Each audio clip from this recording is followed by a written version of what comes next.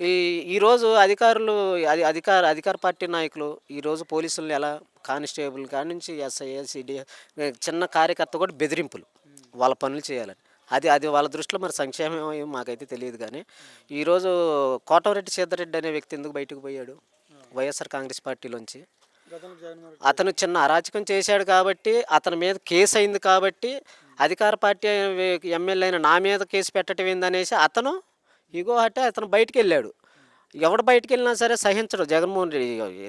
తగ్గేదేమి లేదు. ఎందుకంటే ప్రజలు ప్రజలకి అరాచకం యాక్సెప్ట్ చేయరు.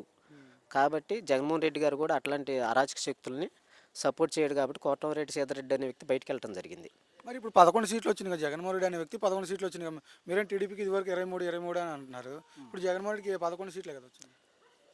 11 సీట్లు వస్తే అది ఏ స్థాయిలో వచ్చినాయో, ఎటువంటి పరిస్థితుల్లో వచ్చినాయో ప్రజలందరికీ తెలుసు.